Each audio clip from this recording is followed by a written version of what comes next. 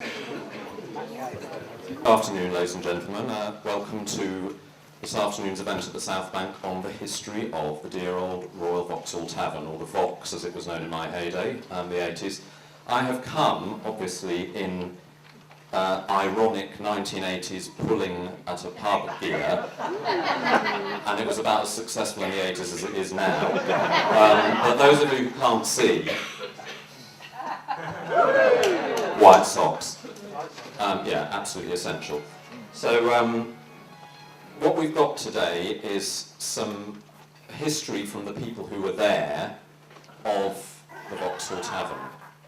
It goes back to 1863 when it was built on the site of part of the old Vauxhall Pleasure Gardens in Spring Gardens, which is actually that green space behind the pub, or adjacent to the pub, is kind of the only bit left now, but I mean that was all built on and was cleared eventually in the slum clearances. But the pub was built in 1863, and that was the voice of one of the original terns from 1863, singing.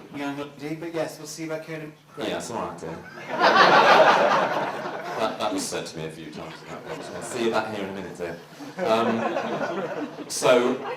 Originally the pub was a kind of music hall. It was a boozer with acts, so nothing has really changed very much. There's a theory emerging from David, who's the historian of the Pleasure Gardens, that the pillars that make up such an important architectural feature of the pub itself, everyone is familiar with those pillars, we've all passed out against them, may have actually been originally part of an exterior arcade in the Pleasure Gardens that were incorporated into the new pub. So they could be the most significant architectural element in London. And God knows if stones could talk, we'd all be in prison.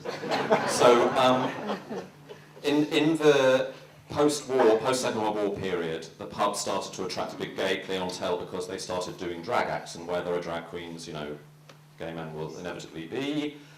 So that it attracted a lot of servicemen, lorry drivers, gay men, a heady brew. And during the 50s, 60s and 70s it built up a reputation as one of London's most important, not just gay pubs, but also performance places. You know, there was always an act on. And thus it thrived. So we're going to hear today from three people who are key witnesses of the shenanigans down at the Vauxhall Tavern. Some performers, some people who just propped up the bar like myself.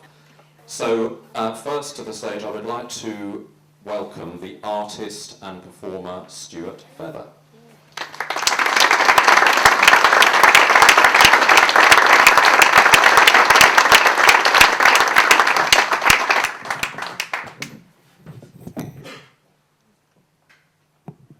And Stuart, first of all, you have to answer the question that's on everybody's lips: where did the suit come from?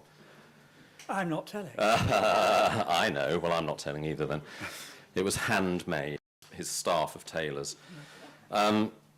So Stuart, some of you will know as a mainstay of the great performance group Blue Lips, but Stuart is also a very great archivist of LGBT history, but also, for our purposes tonight, was a punter at the Vauxhall Tavern in the 1960s. So can you tell us when you first went there? I can't remember. But it was somewhere between 65 and 66, and a group of us decided we'd just go and see these drag queens and have a laugh, more or less at their expense, we thought. But when we got there, it was quite different. First of all, it was lip syncing, which I'd never seen before, and I thought was very strange, and I couldn't get on with it at all. But then the wonderful Gene Fredericks came on, and he had this marvellous voice, a good tenor voice. He'd sung alto, he was a trained musician, and he always managed to do this cod opera somewhere in his act, and for a finale would play the trombone. So that was my first experience of the Vauxhall Tavern. I don't know, you'll all probably know the Vauxhall Tavern, but it was quite different in the 60s and even in the 70s. And the right-hand side of it, when you're facing what's now the stage wasn't there at the time. People used to perform on the bar, which ran round in a sort of loop round some of the columns. And there was this separate bar, which was sort of partitioned off on the left, with sort of wooden partition with these great etched glass windows, with, sort of the lettering all picked out in gold. So there was sort of whiskey and brandy and Mother's Ruin all picked out in gold. And it was all very florid. And in that bar were all the pretend straights who wouldn't be seen dead in the main bar with the rest of us queens, except, of course, when they got to the cottage. And I always thought that was a very strange thing, that in the 60s, this one particular bar had this kind of separation going on. Because in all the other bars in London, it was very cohesive. There was such a mixture of people, the old and the young, and they all met and talked to each other. The old ones looked after the young ones. And it gave it sort of radiated a sense of community. It was very sort of, it was never talked about, but there was that feeling that came across from being in those bars. And the only other bar I can think of where a separation occurred was right at the other end of the spectrum in Earl's Court, where it was all the leather queens who were separated and whose uniforms sort of signal a sort of an apartheid from all the rest of the people. And I just thought that was very curious that these two extremes had this separation going on, whereas everything else was so cohesive at the time, right up until the sexual revolution. What sort of people would have been going into the straight side then? What sort of, I mean, were they all men or men and women? They were all men. Yeah. Yes. Who were they kidding? Well, quite. But what sort of people were they? Were they closet-y guys? Yes, or, they were totally in the closet. They wouldn't even, you would make an assignation with them, but you would have to meet them at the bus stop afterwards. You couldn't, they wouldn't come with you into their bar, and you couldn't go into their bar because then all their friends would know, or the other guys in there would know that he wasn't as straight as he was pretending to be. But they were going to the Vauxhall Tavern. I mean, I know. It's this is talk about hiding in plain sight. I mean, yes. Yeah. So there was a certain amount of trade, so to speak, going on between the queens in the main bar and the. Oh, yes, of course. Yeah. That's what the guys were really there for. Yes. They weren't really into the drag. I mean, they'd all look at it through the windows, but a lot of them would, sort of have their backs to it and be chatting Right. to their friends. Yes, okay. So you were obviously in the main room. You'd go with a group of people? Yes, And I would. what were you doing in your life at the time? What sort of person were you then? Tell us a bit about Stuart in the mid-60s. Oh, God. Well, I was working in travel agencies in those days, and I was a bit of a mod. Yeah. Boner. And spent my weekend, I suppose, going to different bars Yes. and clubs. And how would you have been dressing? Well, sort of, in a suit, sort of bum freezers, Right. sort of narrow lapels. They're coming back in fashion again, sort of tapered trousers and stuff like that. So would you have dressed quite smart to go somewhere like Vauxhall? Well, you kind of dress smart for everything, Yes. really, Okay. in those days, except, sort of Sunday lunchtime at the Coherne, which was known as the Sweater Club, and you couldn't go there unless you had a new sweater every week. They should definitely bring that back. I saw that last week. So you'd have.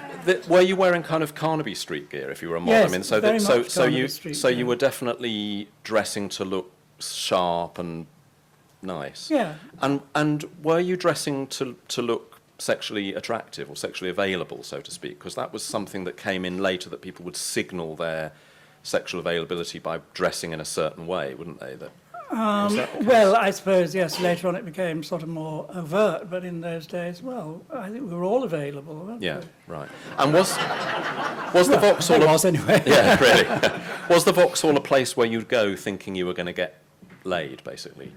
No, we went there for entertainment. Yes, okay. Definitely for entertainment. Right. So, but a bit of... So it was a bonus, you Yeah. know. That's right. But assignations did happen Sure. on the premises, or... Oh, yes, Yeah, yeah. okay. So that shared toilet was busy? Right. Very. Yeah, okay. Another significant architectural feature of London.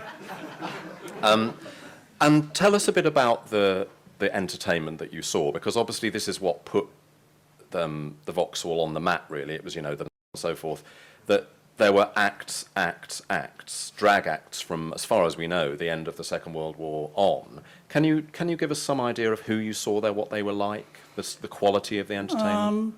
Well, I've sort of forgotten a lot of those, but I remember Rodgers and Starr. They were great singers, but their sort of their dialogue was a bit sort of naff. What do you mean? Well, they'd send the gays up, but it was a kind of send up which was a put down, Yeah. really.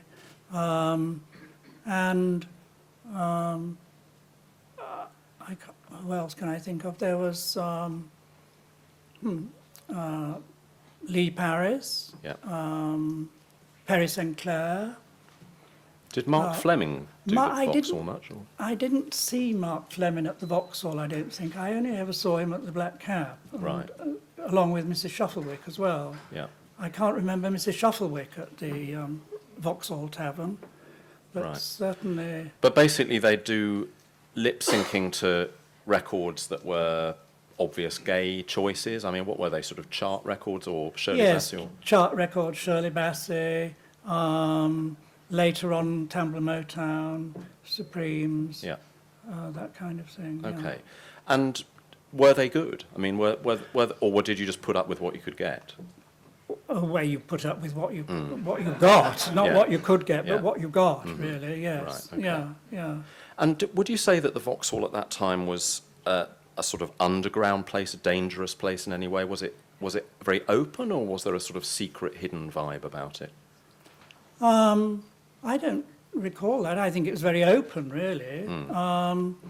And I don't think there was anything dangerous about it at all. And it was part of a circuit. There was the Cricketers and the Vauxhall and the Union Tavern and quite a number of pubs down around the Oval Yeah. and along Camberwell Road that had drag more or less every night, and especially sort of at the weekend. Right.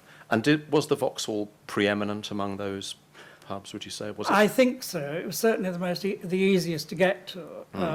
Certainly if you're coming from the sort of West End or somewhere like that. Yes. Right. Yeah. Now, I want to talk a bit more about this business of performing on the bar, because one of the sort of famous things about the old Vauxhall, and there are photographs and even some video footage of this if you search, is that the acts, there wasn't a proper stage as such, unlike now where it's more set up for performance. There was the bar came out in a horseshoe shape around where those pillars are, and the acts would actually perform on top of the bar. How did that work? I mean, wasn't that just a health and safety nightmare? Well, if there was intro music, there'd be a sort of pause in the intro music, and the barman would say, pick up your glasses off the bar, otherwise they're going to get kicked over. Yeah, right. And then there'd be a screaming and shouting, and on they would rush. Right. And you could actually see what they were doing, could you? You could see what they were doing because they Yeah. were standing on top of the bar, yes. Yeah. So could you see right up their dresses? Well, no. I mean, a gentleman wouldn't look, obviously. But you had a good sort of level, you know, sort of your eye level was their shoes or just their knees, possibly, Right. yes. So your first impressions of drag queens were sort of somewhat foreshortened. Well, towering. Yeah, towering indeed.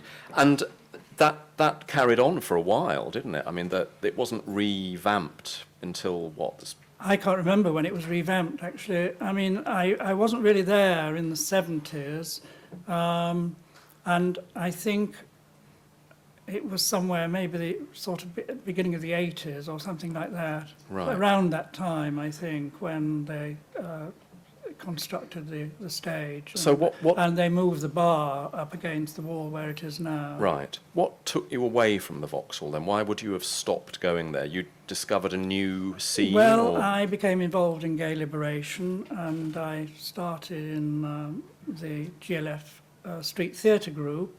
So we were doing something entirely different. We were doing men in frocks. We weren't pretending to be women. We weren't in any way saying anything but we're obviously queer men, and look at us. You Right. know, and we thought it was a bit better than just wearing a badge which said, you know, the Gay Liberation Front, because when people saw that, they would say, oh, what's the Gay Liberation Front? And you'd suddenly be talking, well, we're fighting for our rights, and we're joining together, and we're demonstrating. And it was all at some sort of remote remove, you know. But if you wore a frock, it was immediately obvious Yeah. and confrontational. You know, it's sort of, hey men, why are you wearing a frock? You know, and you would say, well, why are you not wearing a frock? And this would have been at the height of the kind of hippie era, wouldn't it? Late 60s, early 70s, 71, Yes, 72. yes. Well, the counterculture was quite influential in gay lib, really. Yeah. Yeah. And do you think that the Vauxhall Tavern had anything to do with the counterculture? No. In that sense, so that the counterculture queens would have moved away from there, because it always, even in the 80s when I was going there a lot, it always seemed like quite a old school gay, in the way that, you know, when we were going to see people like you, Blue Lips, that was a different, more sort of left field area. So did it seem like old school to you then, even in the 70s? Well, it did, yes. Once we got into gay liberation and started thinking about, you know, sort of about misogyny and about sexism, and thinking about all these things and trying to work out where you were in your own head about these things. So there was no attraction in going to the Vauxhall Tavern or any other sort of drag bar at that time. Right. We were doing our own sort of street theatre and our own theatre on the street every day. And then later, of course, we put it into Blue Lips, so Yeah. that took us away from the scene as well. Now, when you talk about acts from the Vauxhall like Rogers and Starr who had rather naff patter, was it naff because of misogyny and sort of anti-gay, internalised homophobia, as we would now call it, and that sort of stuff? Okay. Yes, exactly. So there were put-downs of women and... Yes, there was all, you know, well, I don't know about Rogers and Starr, but I do remember there were all sorts of, sort of misogynistic remarks, you know, jokes about fishy smells, all the usual kind of things. Right, yes. okay. And there was no kind of consciousness within the people at the Vauxhall in those days that that was a kind of undesirable thing? I mean, would women have ever gone there, for instance? I don't think so, no, really, unless there was some kind of super butch lesbian, Right. you know, who... But gay men wouldn't have taken female friends there? Because now it's much more of a melting pot, isn't it? I don't think so, no. Yes, now it's more of a melting pot, yes. Yeah, Yeah, but then we're 40 years down the line now. Indeed.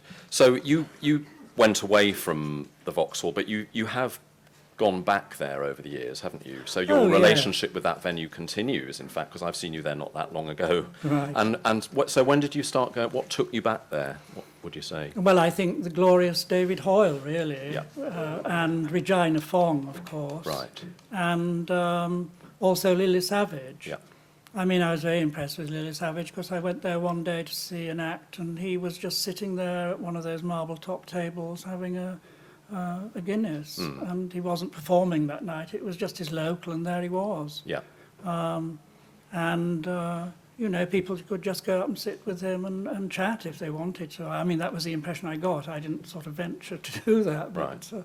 yeah. So after the kind of GLF heyday, you started to go back there for the entertainment, really. So it's continued to serve the same It was the same purpose, purpose yeah. for you. Okay. Yeah, yeah. Did you ever use the waste ground behind the pub? I think some of you will know what I'm talking about. I never It's now all been tarted up. It's very nice. I now, never but- sussed that out. Oh. A friend of mine actually Where went. you were going, no, it wasn't me, but well, a friend of mine. it was, I don't know if anybody remembers, this is slightly off topic, but there was this waste ground behind the pub was used for assignations. For those who didn't even make it as far as the bus stop, and it was full of rubble, and I think there were the foundations of one of the old buildings there, and people were always going out there to have sex, and then they'd fall down a hole, and people were breaking their legs all the time. Talk about unsafe sex. So now you'd go there to see David Hoyle or whoever, and does it have a special place in your heart still, or is it just the acts that are on that? Well, it has a sort of special place. Yes, it does. Mm-hmm. Yes, and I'm glad. I think it's just wonderful what Duckers have done there, and sort of they've saved the building and saved the whole idea. I think it's marvellous. Are there any other venues in London that, for you, have the same kind of longevity, the same? Oh, the Black Cap. The Black Cap, Yeah. So it's really just those two? Yeah, for me it is, yes. North and south. Yeah, and I haven't been there since Regina died anyway, so... Right. Yeah. What would you say is your fondest memory of the Vauxhall? This is something I'm going to ask everybody. Do you have one kind of special Vauxhall memory or something really funny or horrendous or great that happened there or that you saw? One thing that kind of flashes to your mind when you think of the Vauxhall Tavern? I think about, most recently I just thought about that separation that occurred in the 60s. That seemed to me such an odd thing. And I suppose otherwise, I guess maybe, doing following Regina, doing one of her routines, whether it was sinking the Titanic or whatever. Yeah. Typing, yeah. Yes. Who here remembers Regina? Regina, Her Imperial Highness Regina Fong, reigned supreme at the Vauxhall in, the 80s, early 90s, and yes. It was just a mob scene. It was a cult, actually. She could have taken over Vauxhall, really, if she'd wanted to, and, Yeah. Right, ladies and gentlemen, I'd like to thank Stuart Feather.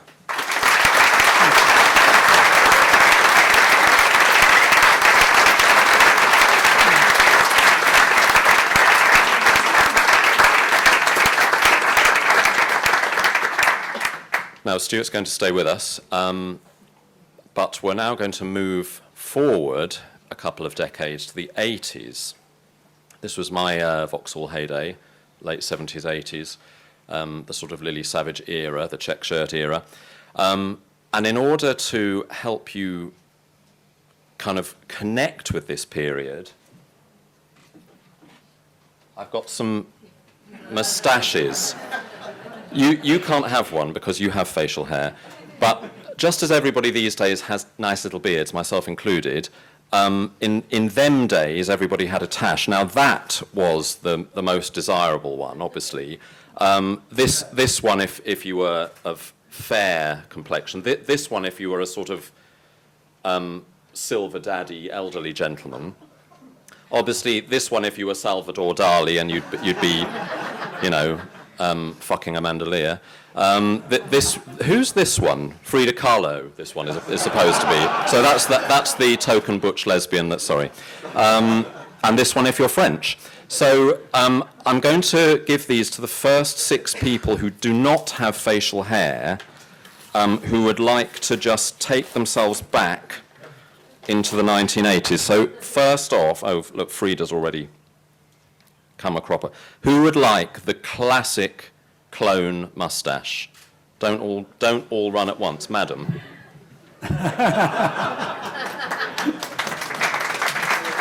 It was your misfortune to be sitting in the front row. Right, do we have any redhead, strawberry blonde titian? You're going to look so hot with this moustache. You can wear it either way or on any body part. Anyone feeling surrealist today? Salvador Dali, come on. And this is the silver fox moustache. Come on, somebody. Yeah, there you go, sir. Is there one there? Ah, yes. This is supposed to be Toulouse-Lautrec, but it actually looks kind of like a drag queen's eyebrows. So if you're feeling inventive, anybody want Toulouse? No time to lose. Come on, first person to catch it. Right, side. There we go. Right.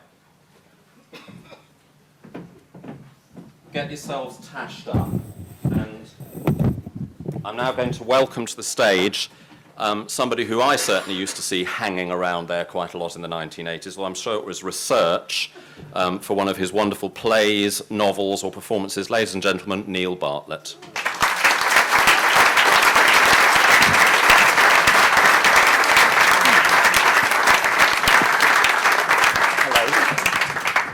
Now, Neil, Yes. thank you very much for coming. You're obviously today very highfalutin and, respectable and all that stuff.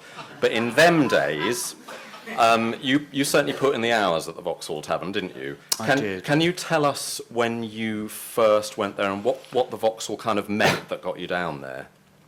Like everyone else, it all now seems unimaginably long ago. I'm very aware, looking at the faces, there are some people who I recognise, actually, who I've never met, but I recognise you from those days. But also there are people throughout the building today who I go, you weren't born, were you? Well, you weren't flipping born. How can I possibly communicate what this time and place was like? So I don't know a year. I mean, my first memories of being there are seeing Lily. Yeah. So when did Lily start doing Gyro Night at the Vauxhall Well, I Tavern? saw Lily as Paul Savage supporting Dave Dale in about 85, so that was just before she kind of burst out of the cocoon as Lily. Well, she'd burst. She burst. Yes, she'd lilied. She'd definitely lilied. So I think I'm there 86, 87, Yeah, okay. something like that. And what took me, I mean, I think... like a lot of other people, I grew up in a small town, and I was still in the process of evolving from baby gay to the mature, well-adjusted homosexual adult that you see before you now. And so one of the ways that you did it, we didn't have the internet, did we? We used to talk to people, and we used to... There were things called gay papers, which weren't wank mags, but actually had information about what was happening in gay culture. And there were listings which ran all the way from what's on at the Colosseum to what's on at the Vauxhall Tavern, and even suggesting one might be interested in both things. Yes. So actually, I found out about going to see Lily at the Vauxhall in the same way as I found out about going to see Fassbinder movies at late night screenings at La Scala, which was, one, it's extraordinary, and two, you might get sucked off at the same time. Indeed. So it was a combination of official cultural information and less official cultural information. And what- I just want to check if that's gone up at the screen. Yes, it has. Good. Sucked off. Yes. Will you let me know if anything gets censored? And then I'm going to say it again very loudly and slowly. Make sure she gets it. Okay, move on. If Yeah. it's worth saying twice, I feel. Yes. And what was it that drew you there? I mean, what was its reputation that made you want to go there? Was it for the entertainment as it was with Stuart, or was it... Yes. Yeah, It was okay. definitely not for me, it wasn't the place that I went to score. Yeah. If I wanted to get laid, I went to the LA or to the Coleherne, although the Coleherne was more difficult because I found the whole leather drag thing was, I didn't know how to do it yet. Yeah. I've picked up over the years, but you had to, and also I didn't have the gear because I was on the dole. Yeah. And so I didn't have this jacket then. I had a fake leather jacket, which I bought in a jumble sale, a kind of nylon one, and I wore it to the Coleherne. And I had Your Moustache, Madam, which I carefully cultivated and sometimes filled in with mascara, Yes. because it was, I think many of us have been there. And how often did you get laid in that outfit? I did all right, thank you. Oh, okay, well...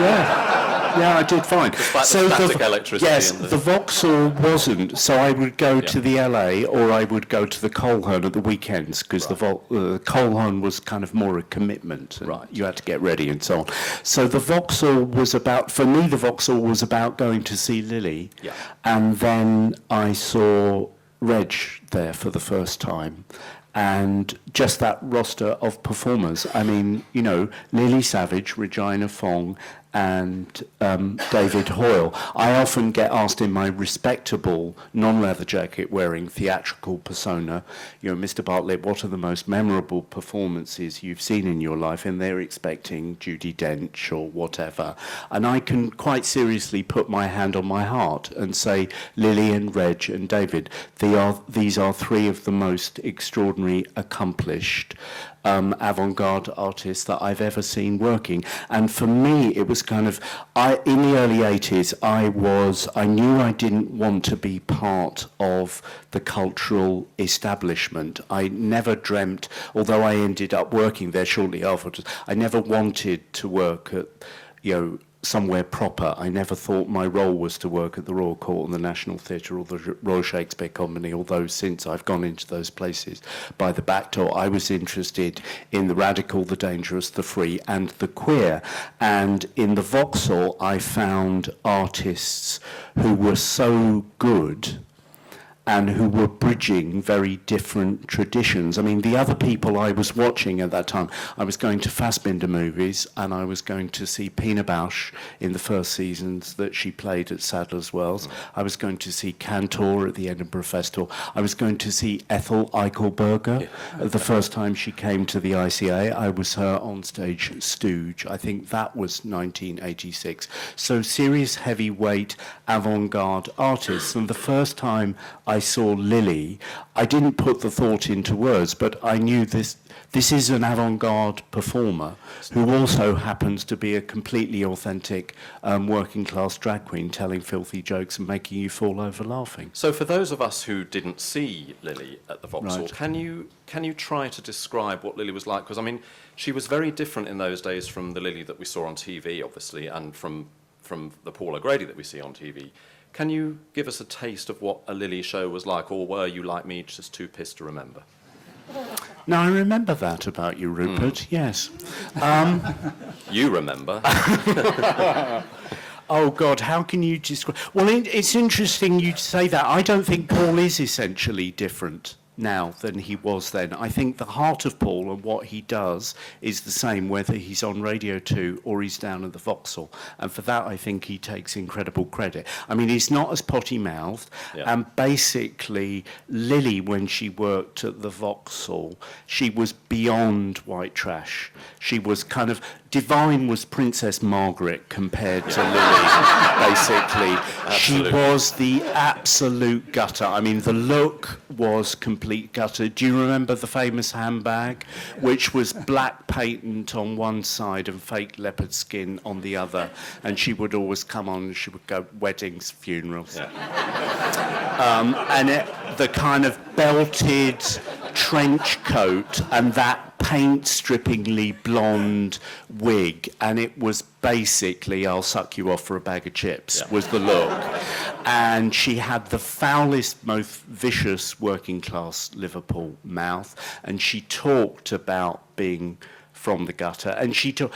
Everyone who I knew, and as far as I know, everyone at the tavern was on the dole. I didn't know anyone who had a job in the 80s. We were all on job seekers allowance or on the dole, and this was this fantastic thing called gyro notes, because you got your gyro on Thursdays, as I remember, and it was so you could go on the piss on Thursdays and start spending that £23.46. I still remember £23.46. What Carefully were they worked thinking out about the last penny, 46? yeah. So you would go out on Thursday nights to drink, and Lily would stand on stage and give you advice perfectly seriously about how to jam your electricity meter with a, do you remember, with a bent safety, with a hairpin. Yeah. The little bit, and she would explain, and of course it was very funny, but it was entirely serious. Like, she couldn't believe someone would pay their electricity bill. Why would you? You get a hairpin, you open it like this, love, the little wheel that goes round and round, you stick it in. But remember to take it out when they call round. And then there was the advice about ram raiding. Always wear flat shoes in a riot, because get your trolley into Dixon's window, load up and run. And she was being perfectly serious at the time. That's what made it so funny. And then she would riff on to her auntie. Can anyone remember what the aunties in Liverpool were called? But one... Chris, and anyway, one friend came... was Vera, our Vera. But Our Vera, who came to a dodgy end because she ram-raided Iceland, got 2 frozen turkeys, stuck them under a Mac, and then waited for the bus home and got hypothermia. Yeah. There was always also her advice about how to deal with crabs. If you got crabs, was you got a bag of caster sugar and rubbed it in. It didn't kill them, but it rotted their teeth. And Yeah, it didn't work. And what made this humour so much more than a Queen brilliant? I mean, she is a great comedian. She's right up there with the best of British comedians. But what made it so much more than funny was you have to remember what else was going on at this time in our lives. So in the same way that I didn't know anyone who had a job, I didn't know anyone who hadn't been beaten up. Which is extraordinary to think now. If now I heard that one of my friends had been gay bashed, I would be astonished and outraged, and I would be on the phone to my local support team in Brighton Police straight away. But then I didn't know anyone who hadn't been beaten up. You got beaten up, and you were dealing with a level of both casual homophobia just all the time, and also state-sponsored homophobia, you know, the police and the media and the government, a constant barrage of hatred with a big capital H. And so to go into this absolute knockdown, ramshackle old pub with all of these extraordinary people like you, having come from all over London, and then to have this magnificent Queen going, it's all right to be unemployed, fuck 'em, let your mother take care of you. It was less going, I mean, I was in Toronto and a couple of years earlier and hung out with a fabulous bunch of guys there, and they always called Friday nights going to church. Yeah. They said, see you in church. And that was something that I used in my first novel that I was writing about this time. And Lily influenced one of the characters in that first novel, that idea of sustenance, of the night out. I mean, I sometimes meet baby gays now who say to me, oh God, I met one, 24. Oh, I'm so bored with the gay scene. I'm so jaded. I could have slapped her teeth down her neck. You know, what are you fucking on about? It was meat and drink. It was lifeblood going to bed. And then Reg. Yeah. And of course, the other thing that was happening in our lives in the mid-80s was the AIDS crisis. And the Vauxhall was absolutely at the epicenter of this. I mean, not only because we were all, you know, sexually active gay men, but also because the police targeted the Vauxhall Tavern in what turned out to be a sort of unofficial attempt to close down some of the gay pubs because they were thought to be locuses of infection. And do you remember the raids in the Vauxhall Tavern in the 80s? I wasn't there on the most famous one, but I'm licensed to pass on Paul O'Grady's rubber gloves story, which I heard at a Sunday lunch last year. So this is a one remove. Paul, sorry, it couldn't be here. So the most famous of these raids was and this is true, and it was reported in the Standard.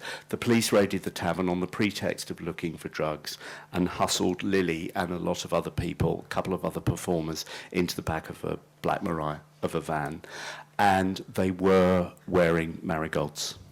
They had been issued with marigolds because obviously, there was a danger of infection of touching gay people, because you could get AIDS. I mean, this really was popularly believed. The other story that's of significance in this context, the first time that Diana at the Lighthouse had herself photographed hugging a gay man with cob hoses on his face, she had to do that. She was asked to do that, and she bravely did it to show people that you couldn't get it by hugging someone.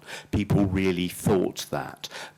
We were lepers in that literal sense. So the police wore marigolds. Sadly, I don't know what colour they were. They were yellow. They were yellow. They were actually household marigolds to hustle everyone into the van. I don't know which police station, but they got Lily and the rest of the Queens down to the police station.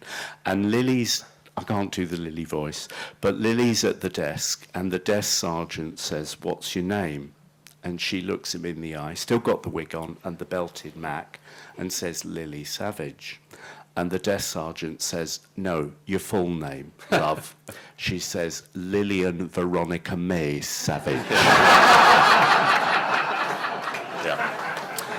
And that's why the Vauxhall Tavern was important, to turn all of that hatred and all of that hardship around with that much panache and sheer bloody nerve. Fabulous. Did you continue to go there?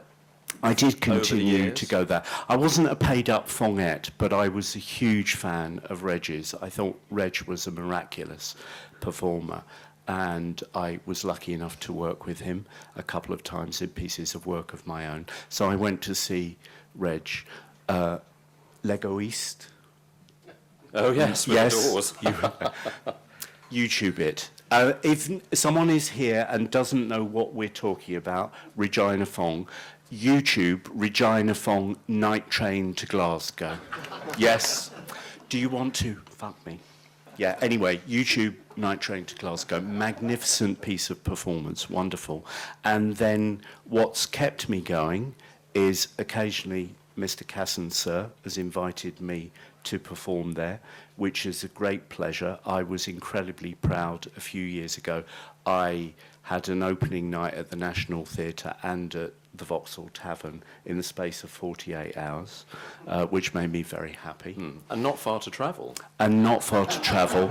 And in fact, when you did Euroshame at the Coronet, Nick Heitner came, and I'm boogieing on the dance floor with a very attractive young policeman wearing basically pearls and boots by that stage of the evening. And I see Nick, oh God, this is all going up on the screen. And there's Nick Heitner like a fucking rabbit in the headlights, frozen with horror at the sight of one of his colleagues dancing in pearls. So that kept me coming. And also, more recently, I think David Hoyle is an artist of genius, and I love seeing his work. What do you think is the future for venues like this? Do you think there is a... I think we shouldn't... I mean, a pub is people. Yeah. The architecture is fantastic, but the pub is people. I know this will make Amy and Simon and Dickie and everyone else blush, but as long as you guys are there, I think the tavern will be a fabulous place.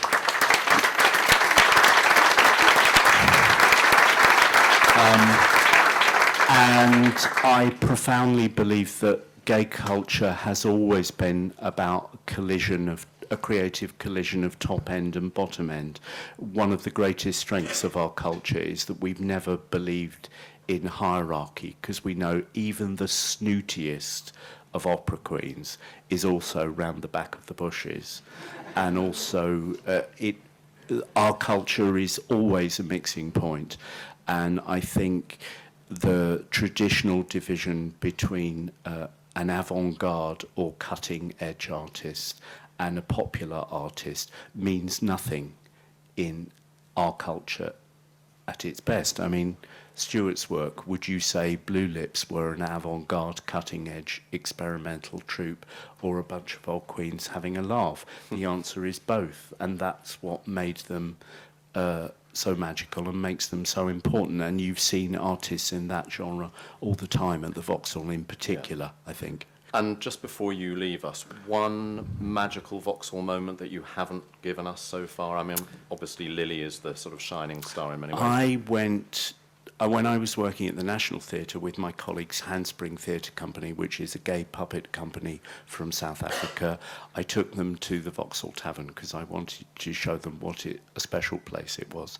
And David was doing an act with Ashley Ryder, which involved how to make a dildo out of a coat hanger, lots of toilet paper, and a balloon. And then they demonstrated in depth. Yes. And the soundtrack was Pierre Jesu. And it got to the end of the track, and David said, I think we'll keep going. And I looked round and I realised that everyone in the pub was standing up on chairs and tables, screaming with joy. Yeah. And it was a very special moment. So that would be my top moment. That certainly does mix high and low culture. Neil, thank you very much.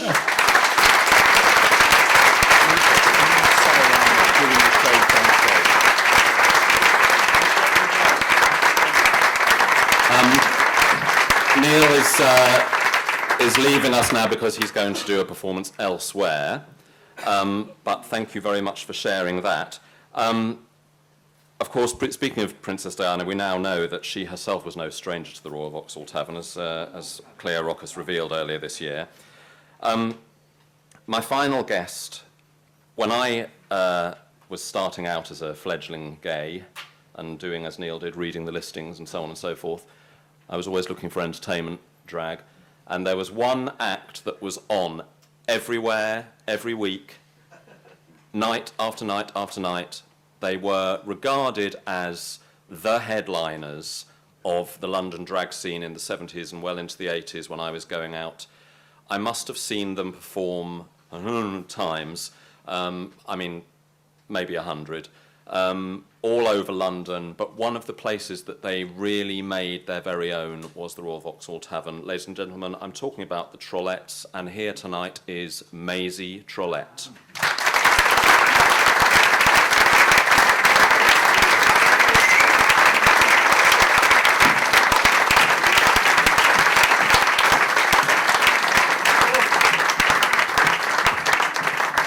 Wow. Oh. Got up on that stage all right then, didn't I know, you? yeah. I'm going to turn slightly. Now, Maisie, also known as David Raven, has been performing for, well, and is still performing since, what, the 1970s? Yes, yeah? I think so. To go back on in history, really, you know, some people, I've lived through it. You probably have to read about it, don't you? And I've lived it. Yeah. You know. When did you first start performing in drag? Listening to other people here this evening is again probably about the 70s, 70, 80, 90, yeah, about Right. 35, 40 years ago. And your career as Maisie, as a drag performer, started in a rather peculiar way, didn't it? Can you take us back to how you first got talked into doing this? Well, when I met up with Jimmy and James Court, and he liked to sing, and I used to go down to a pub with my partner, not at the time, because unfortunately he died, and we were singing. You know, many times people who were entertaining would come near you and thrust the microphone into you to probably embarrass you, and Jimmy was doing When You Take My Sugar to Tea, and got halfway through, came up to me, and I just got hold of the microphone and said, every evening after 10, and finished the song for him. And then he went, oh my God. And we decided, well, can you come in next week and sing? And then we went up to the Black Cat for a competition, and only because at this particular place, the cricketers, they had fancy dress nights, and we used to dress up as the Mar and Park Kettle, as you say. Looking around here now, I mean, there's just embryos next to me. I'm sitting here, and that was the thing, because we were doing it, as I said, you were saying about lip sync, and we were doing it live, and we had our keyboard, our pianist, and went for this competition. Mark Fleming was hosting it, and after we'd done our piece, he said, oh, this is running for 6 weeks. He said, don't bother to come back for next week. and I think I probably said a naughty word, and I said, oh, okay. He said, no, just come back for the final, and we went out, and that was the start of the Trollettes. Right. So what was your act? What did you do? I mean, obviously you were singing live and patter, but there was more. Well, yeah, I think what it was, you see, Jimmy's very attractive. I've always been the most mature woman. I've tried to sort of, you know, as you be wearing acrylic and go to Brixton Market, but now, you know, have it made, and if anyone fancied the dress, I'll give you the number later on. And we were doing this thing, and I used to, Jimmy used to be serious. It was to set him up to do things. He'd do, like, I will sing that beautiful song, Only a Rose, and I'd just be standing off stage with great big shears, and as he had the rose handed to him, I would cut it in half. Yeah. And sort of, not burlesque or comedy concerns, and then he'd be, I'd be nasty to him, and then he'd come back at me, and I thought, oh, don't do that, and get the participation of the audience to, oh, poor, you know, they'd probably say, poor old cow, you know, look at her. And then I would be able, and we'd sing, but I think the unison was of how we sang together. Yeah. And the slapstick, that's the word I was looking for. When did you first go to the Vauxhall Tavern? I went... Roughly, can you Oh, my remember? goodness me. I've just been talking to a wonderful lady who is in the audience today, and we were working at a pub across the road, and I'm a person underneath here with the David Raven. Don't take any rudeness from anybody, and working at this other pub, and I just said to Jimmy, come on! No, we'll take that. Let's go across the road, and walked across. I can't even remember the name of the other pub in... Elephant and Castle. Elephant and Castle, yeah. Oh my God, you have made research, haven't you? No, I used to go there. Did you? Oh, yeah. Young child like you, I didn't think They had a creche. And yeah. And we went across, and then Pat and Breeder were there, and you know, we'd been doing well there. And I said, I've been rude to us over there. Can you give us a job? And we literally put the rest of the slap on, or the costume, and went on, and that went on for 3 times a week, sometimes. And oh, wonderful memories, especially with the people now who are mega names, what used to be in the audience. Right. Who was there? Can you remember? Am I allowed? Yeah, to come on, drop. Oh, well, I mean, Drop when it. you go back, I mean, as I'm sitting here now and looking at you, Freddie Mercury used to be in there, and Holly Johnson, Jimmy Somerville, and then the most amazing thing, I met up with a lady the other week, probably a few months ago, was Catherine Tate. And we talked, and she said, I can't believe that's you. She said, we used to stand there when we were at drama school and places like that, and they used to be there because it was the Sunday lunch times that we used to do when they had the windows open. That was Right. after, you know, the worry about, you know, not being seen. And also at that time, I was a buyer in the health food section at Selfridges, and kept that secret for nearly 2 years. Yes. When some of the people, you know, the gay people, they used to come up and say, you must come down to the Vauxhall on Monday nights, because there's this they're probably saying this Queen, she speaks exactly like you from Norfolk. I used to be terrified because you know, Selfridges. I was very late coming out. I didn't come out on the gay scene until I was 28. Yeah. And so that was around about the time that you started working as Maisie, right? I mean, you were... Oh yeah, maybe about 35. When I first came up to London, I was intrigued with it, and gradually got into the gay scene. That's when we talk about the Cool Hern and all these amazing naughty places that one used to go, especially in the summertime when you used to go bird watching down by the... there used to be a wonderful little old cottage, you know, not a country cottage, but down on the embankment and all that kind of thing. Yes, we get your gist. Now, when you first started at the Vauxhall, were the acts still performing on the bar, or was the stage in by that point? Can you remember? I think the stage had been built with Our Lady in the audience here, and we used to have this incredible guy playing the keyboard and little man on the drums, and he didn't want to be recognised. He used to wear this ridiculous wig, and everyone could see it was a wig, and he thought by wearing that his straight colleagues wouldn't realise that he's working at a gay pub. You know? Nice try. Oh, God. And we used to do lots, I beg your pardon. What was the crowd like at the Vauxhall? What? Stunning. Yeah. It was just marvellous. Earlier, people were saying, and there used to be just as many ladies and, had gay friends, and we were lucky by coming into that. Not around about the AIDS concern there. And we used to do lots of funding and for charities, mostly for St Dunstan's. I can't, you've made me try and remember. I try and think about things, and that was wonderful. We had so many wonderful names. Diana Dawes and her husband used to come and present the cheque, and Kathy Kirby. But the best one for me was Barbara Woodhouse. Anybody remember that lady? And when she went on to do the introduction, and she said, I think I'm going to have difficulty today because from what I've heard, I've got really a couple of very wicked bitches to interview. And when we walked on, Jimmy and I, the first thing, of course, she said, sit! That was wonderful, wonderful times. Can you remember some of the other acts who were on the circuit who would have been performing at the Vauxhall in those days or in the early days? Oh, yeah, I mean, there were people, and this is what makes it upsetting in a way, because they're no longer with us, like you were mentioning Regina and also Adrella, and there used to be Andrea Dorr. Yep. I could list just so many. And you were saying, like with Paul O'Grady, Paul O'Grady and I, by the way, are both like that these days. We both got arthritis and things like that. But he's a wonderful man because he lost his partner at the same time as I lost mine. Yes, and we've of been course. very close. Right. And And you and Lily were pretty much the queen bees of the play. I mean, she used to say wicked things about you on stage, and you used to say wicked things about her. No, nice things. Nice Yeah, things. right. Yeah. And that was wonderful. And I thought I was very good because I didn't often work with people from the chorus. And,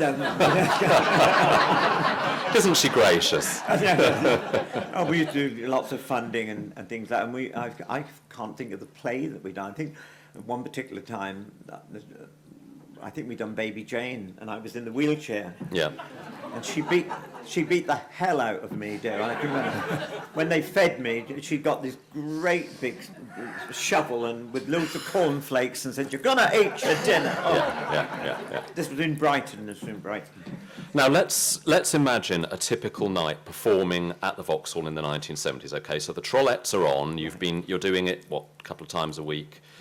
Used to do 2 shows, no? 2 shows a night. Yeah. So what time would you have got to the venue, and would you be dressed already? Would you get dressed in the dressing room? Talk us through a typical night for the I always Trollettes. had the thing in my life, I never arrive in drag, in costume, never leave in costume. Right. And that's, I don't know why. And the same when I'm in Brighton, I don't get quite as annoyed as I used to, but hello Maisie girl, how are you? And I'd just be walking down in jeans and I forget, I said, no, my name is David, and Maisie only happens on stage. Yeah. So you'd turn up in your regular day regular clothes, gear, yeah. Right? Which was, well, how would you have been dressing? Not like you, not Primark.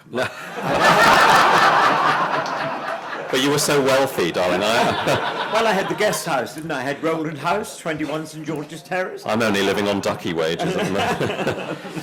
So you'd have turned up wearing your designer jeans and your designer lumberjack shirt, yeah? Right, okay. And then how long would it have taken you to get Maisied up? Well, these days it's quite different because I've got this wonderful thing. I have a chart, you see, with all the makeup on, and I get it all together and I throw it up in the air. I stand there and hope it's going to land in the right place. It all takes about half an hour. Right, okay. So you and Jimmy were in that tiny dressing room. At the Vauxhall, yeah. Now, anyone who hasn't penetrated into the inner sanctum, the dressing room at the Vauxhall is about the size of this table. There's a mirror that's like about that big, and it gives directly onto the stage. So it's not exactly, but at least it is a dressing room. It's not the toilets. So you and Jimmy would have had, because you used to do costume changes, you had special effects, you had gimmicks, you had all sorts of nonsense, didn't you? We never costume change. And Did you not? Okay, that's an illusion. I used to arrange things and be terrified. There's one particular thing we were mentioning a little while ago that I got him to do. I said, well, I'm very good for throwing darts. We had a darts night or something to that effect. So I got Jimmy to have this cigarette in his mouth, and for me to throw the dart. And I was good at the darts because he was so nervous, you see, and because he kept dropping it, you see, eventually. But eventually, we actually used to do it. Right. Crazy things we used to do, like you were saying about people got him to dive from the stage for the boys to get in the line and catch him. That was a leather night. Right. I like the leather nights because my skin, I didn't have to wear any or any makeup.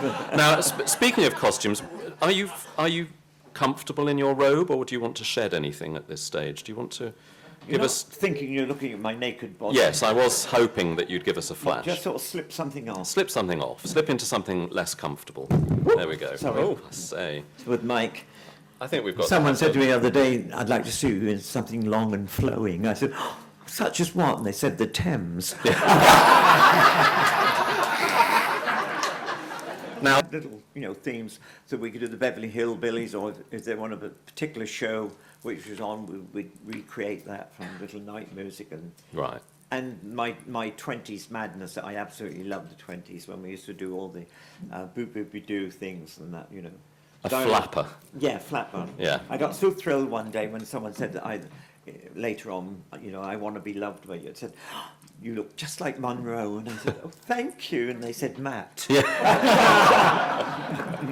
Yeah, that's true. Is there one song that you used to sing from that time? Because I know Jimmy handled a lot of the vocal duties. Oh, yeah, but yeah. Is there one song that really kind of sums up that Trollette's heyday for you? What, together or singular? Well, anything that you There was sang. that one which everyone, I wish I suppose nowadays with all this modern technology I can get the music for it. We used to do something and the audience would never let us get off stage unless we sang, "You're my friend, ain't you? Or am I wrong?" Because after about a fortnight they all knew it, and it was always that. Land and Hope and Glory, we used to do that, but we're not allowed to do that now. Oh, we are. Come Oh, no, we're not. Right. And Jimmy and you, as the Trollettes, kind of went your separate ways in the, 90s? Well, no, that's a strange thing. But we've always said Lee was connected there. We done our first pantomime, and that was me. I was hooked. And just before that, I'd done a tour of Boys in the Band. I'd done lots of straight stuff, which no one ever think about. But we'd done Brighton and Theatre Royal with the wonderful Wendy Richard, bless her. And the Doctor Who concerned, Colin Baker, yeah. Hugh Lloyd, one of the Kay sisters and everything. I was completely bitten by that. And we went out for an extra little while, but Jimmy hadn't got that sort of, well, he has now, because I've just worked with Jimmy last Wednesday. Oh, there you go. Doing, again, funding for the different orphanages and things that I'm involved with. And Jimmy didn't want to do it because with me having been working at Selfridges, he worked for Wyatt's, which was a fish merchants that he used to work for. And Of course. we just went after Brighton got me in, I got the hotel, Yeah. and that was it. Right. And never had an angry word together. Always Right. been together. I don't know where they build that up from, but there we are. Possibly the fact that you used to saw off his high heels on stage.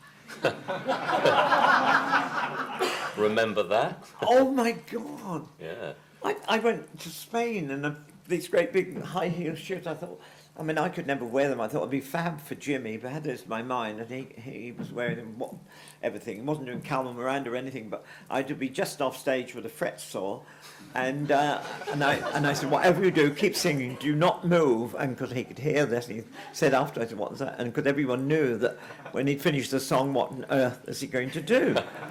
And he still stood there, so I just came out with, I think, a feather duster or something and just pushed him and he fell off. Yeah. How did you find that out? You two had quite a rapport going on stage, didn't you? Yeah, little gimmicks. I mean, the lady who used to do, oh God, I've got my memory going now, with me, so Two Soups.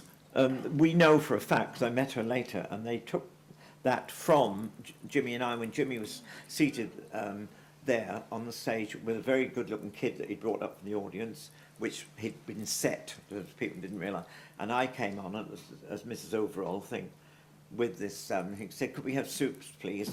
And because everyone thought, oh my God, he's not going to do it. So I didn't do anything.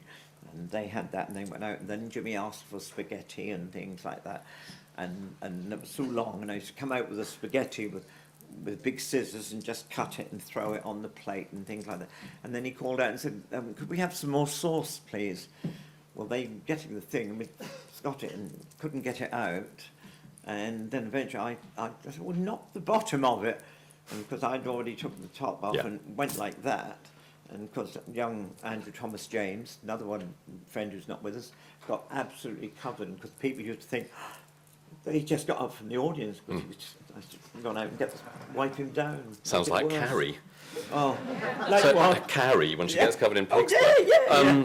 So just to end, what do you have, asked everyone this, do you have one moment that just kind of encapsulates the Vauxhall Tavern for you? Is that, because you know, you were so much part of the performance of that place, the heart and soul of it in the 70s and 80s. Is there one moment that just says the Vauxhall Tavern to you? Well, not primarily to do with the drag scene, but we had just finished, and my dear friend sitting here, Breda, is here, and it was like you were just saying that the Vauxhall was raided, and someone had been banned, and this wicked queen went and rang the police and said there was drugs going on, and because there was the police raid, and I'd just come off the stage. I don't know where Jimmy was, and usually we'd say we get ready in the dressing room, but this time we were upstairs. I don't know why.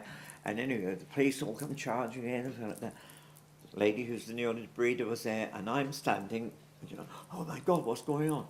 And this big burly policeman come out. He said, "No, look, ma'am, I've got to speak. You're the licensee." And Breda said, "Yeah." He said, "Oh, I don't want your mum to have any trouble, so get your mum to go upstairs with her." Oh no, you know, would naturally think at that time. No, and I went, cheek. So when everyone passed by, I said to Breda, "Can you believe what he said to me that day when he said about getting your mother upstairs?" She said, "Yes, I did." Can you just imagine if you were my mother, how my kids would have looked? Didn't you? Bless you. Ladies and gentlemen, I'd like to thank the mother of the Royal Vauxhall Tavern, Maisie Trollette.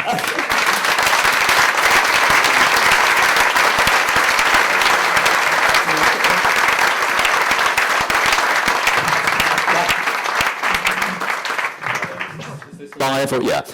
Now, to conclude, we are going to have birthday cake and a little toast to celebrate the 150th birthday of the Royal Vauxhall Tavern. So while that is being distributed, I just wondered if there were any questions that anybody would like to ask either David or Stuart. Yes, Ben. Thank all of you so much for a fascinating event. It's been incredible. My question is about... thank you. Thanks. My question is kind of coming initially out of something Stuart was saying about gay liberation, but also to do with AIDS, possibly to do with what's going on today with Russia. The other day I came across the quote from Peter Cook when he opened the Establishment Club about how he'd been inspired by those wonderful Berlin cabarets that did so much to stop the rise of the Nazis and the outbreak of the Second World War. So it's kind of a leading question in a way about the political agency of performance, like the stuff that goes on at the RVT or in the 70s elsewhere. Just sort of a rebuttal, I guess, to that kind of flippant assertion of Cook's about what performance can actually do. Well, when we first went to New York, Lulip's, in 1980, Lotte Lenya came to see the show. Wow. And she said, "It's just like Berlin cabaret in the 20s, darling." Right. And so there you are. That was kind of from the horse's mouth. So. And the political aspect, for the Trollettes and other people was that you were doing this in the face of all of that negative stuff in the 70s and 80s. I mean, even though you weren't a political act as such. Very much. I mean, never. Jimmy and I must be very lucky, but I mean, there used to be the things, a lot of, when the buses, that's another thing I remember, that it became a focal point when the double-decker buses were coming, they used to pull up and with all the people visiting, oh my God. I'm sorry that it's a little ready, Rupert. It's just that we were trying to light it over there. Yeah, it's a little ready. Right. So we'll carry on with the Q&A, but It could breed a to blow out the candles, we're very, very privileged to have somebody who truly was the heart and soul of the Royal Vauxhall Tavern from 1979 to 1994. I feel very emotional actually at welcoming on stage because it was so much part of my youth. The landlady from that period, Breda McConnon.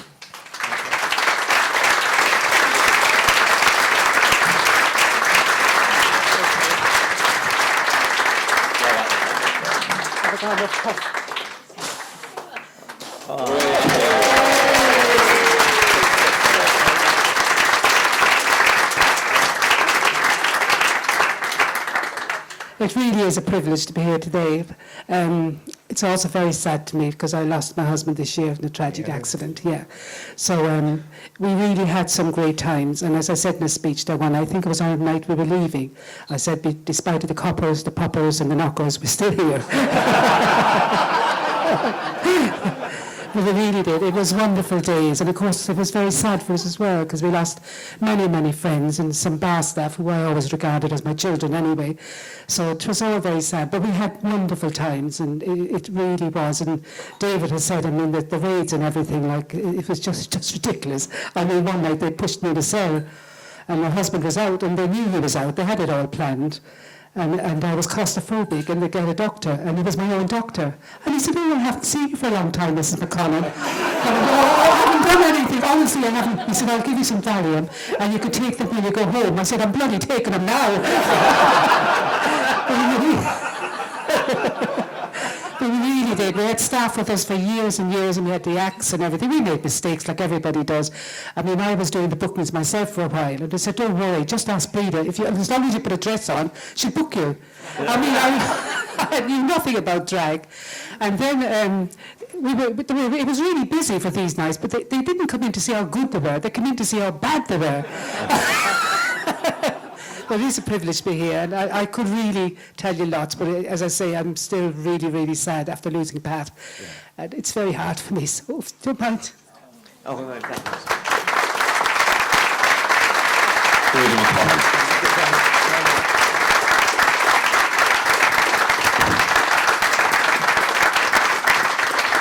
I don't know how you follow that really, but if anybody does have any other questions for our guests, speak now or forever hold your peace.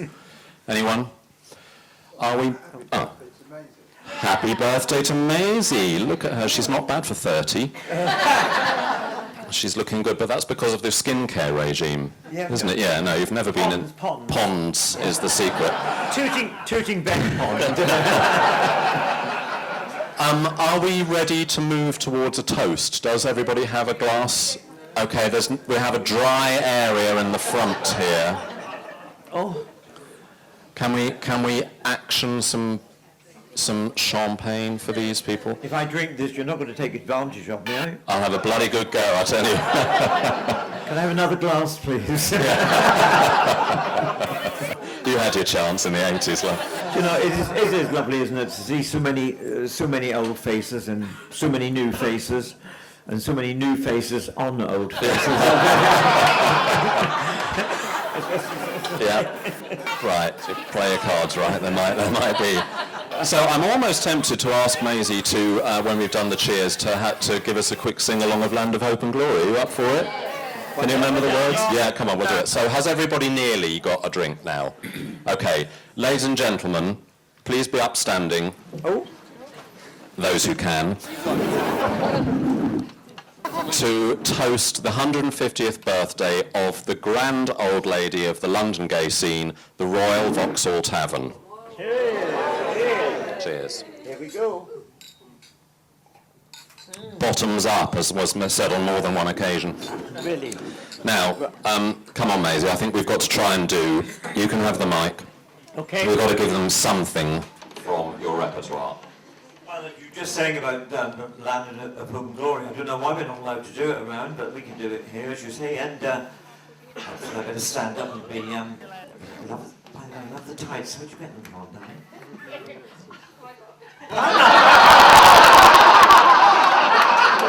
can't bother.